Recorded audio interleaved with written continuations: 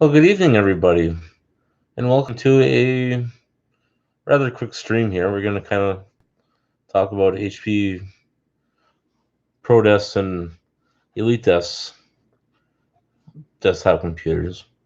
An interesting thing is, back in 2013, 2014, they changed the product line of computers. Instead of being HP Compaq Pro 62 or 6300 or 6305 or the HP Elites 82s and 83s, hundreds.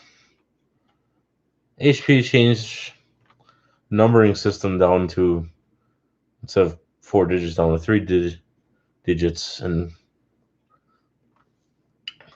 the trend I've noticed a lot with those computers are that after a short amount of time, either the motherboards fail on them, or the onboard video quits after a while. And honestly, I have never seen that with any HP Compaq Pro 6200s or 6300s or 6005s or 6000s, or even any prior to that series, like the DC 5100s or the DC 7600s. I think I've maybe seen one or two over the years that have had motherboard problems. But these new Elite Tests and Pro Tests models, I thought, okay, maybe the first gen had a few technical glitches but it just seems like as they're releasing new versions, it just seems like they're lasting a lot. They're only working a lot shorter time, and you would think that HP would catch on to that glitch, but evidently they don't really give a crap on if they sell a decent computer that'll last more than 2 years. Well, the reason I've seen so many,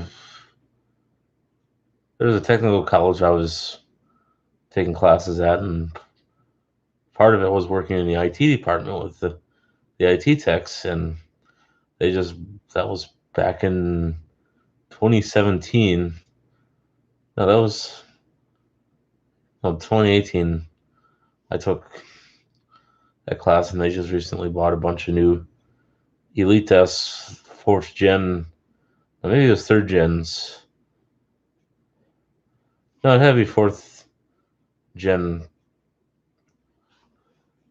And 75 of them out of 100 that they bought, all miraculously, all the motherboards went out on them all at once. And I'm thinking, come on, HP, where's your quality control on? And even though that the technical college bought an on-site support, I was told within a month those replacement motherboards that the techs brought out and replaced on the motherboards on site, within a month, that new motherboard that was replaced failed again. And why would you want to buy a computer that you know isn't going to even last the whole year without problems? No, Dells and Lenovo's, like the Dell Optiplex, that's been around, or the Optiplex line has been around at least the last 20 years. And sure, there's a few glitches with them here and there, software glitches and patches and drivers and stuff with it. That's nothing that most people can't fix. In worst scenarios, you just wipe the hard drive and start over with the fresh copy of Windows, and a lot of times it'll fix software problems. And even the Lenovo like Think Centers in the Think stations, I worked on numerous lines or different ones over time, and I haven't really experienced any major problems with them. And there are people that are using like they that they bought them with like the first or second gen i7 processors, and they're still using them as their daily drivers today, and they've been mostly trouble free. Other than the fact that one of them had to do a service call, that was quite a while ago, but put a new hard drive in because the other one died. But I guess it's not the end of the world. When you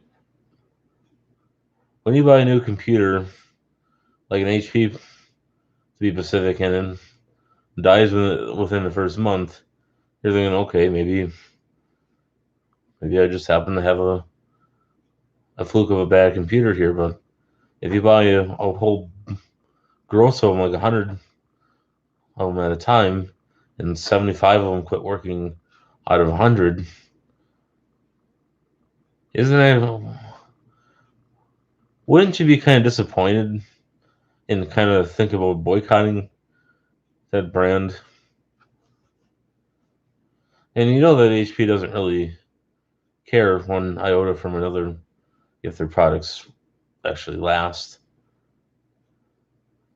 It just, I don't know, it just seems like their reputation. And then you get people out there that claim that those Pro Desks and Elite Desks are better than the Pro 6200s or Pro 63.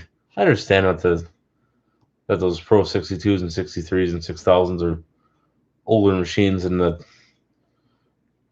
they're out of date, and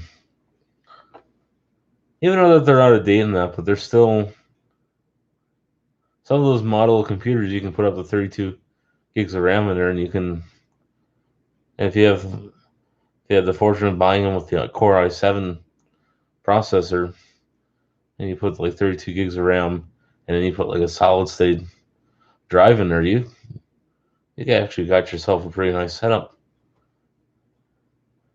And if you happen to catch a RAM on sale, or you get a good price on it, and you get yourself an SSD, it's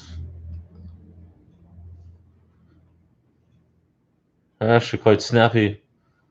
This computer that I'm doing the live stream on, I put an SSD in this one. This was originally supposed to be sold to a customer, but he didn't like it. He wanted his old one back.